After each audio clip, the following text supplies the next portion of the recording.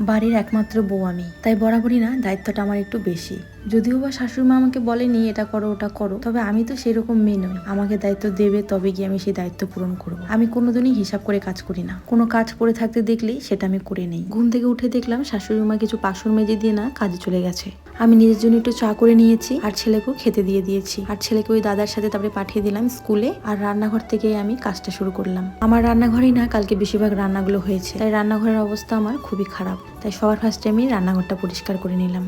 Video তো দেখে মনে হয় কাজগুলো কত তাড়াতাড়ি হয়ে যায়, কিন্তু জানো তো আজকে কাজ করতে করতে সারাদিন রান্নাই করতে পারিনি। ভাগ্যিস কালকের খাবার দাবার গুলো ছিল। আর ওদিকে কাজ করতে করতে বিছানায় উঠাতে ভুলে গেছিলাম। ছেলে যেহেতু দেরি করে ঘুম থেকে উঠেছে, জন্য না বিছানাটা তখন সাথে সাথে তোলাই হয়। আমি জানি না আমার স্বপ্নের বাড়ি স্বপ্নের ঘর কবে হবে, তবে আমি আমার এই ছোট্ট ঘরটাকে সবসময় গুছিয়ে রাখার চেষ্টা করি। ঘরগুলো গুছিয়ে নিয়ে চলে গেছিলাম বাসন মাজতে। শাশুড়ি মা সকালে বড় বড় বাসনগুলো মেজে দিয়ে গেছে, আর বাদ বাকি বাসনগুলো মাজতে বসেছি। কালকে তো এই ঘরটা ফাঁকা করে দিয়েছিলাম, যেহেতু এখানে কীর্তন করবে বলেছিল, কিন্তু পরে বারান্দাতেই কীর্তন হয়েছিল। তবে এই ঘরে না অনেকেই বসেছিল, সেজন্য কাপড়গুলো সমস্ত সরিয়ে রেখেছিলাম। আজকে তাই জায়গা মতো আবার গুছিয়ে রেখে দিলাম আর সমস্ত ঘরগুলো মুছে স্নানটা সেরে নিলাম। স্নান সেরে এসে দেখি ঘড়িতে 2:30টার মতন বাজে। আর কিছুক্ষণ বাদে ছেলেও চলে আসবে স্কুল থেকে। আর এদিকে চালের বস্তাটাও দিয়ে গেছিল। ভাবলাম যে রান্নাটা বসিয়ে দিই, কিন্তু ঠাকুরের বাসনগুলো তখনও মাজা হয়নি আমার। ছেলের কালকে স্কুলে এটা হাতের কাজ আছে, ও বসে বসে ওটা বানিয়ে ফেললো। আর এদিকে আমি পুজোটাও দিয়ে নিলাম।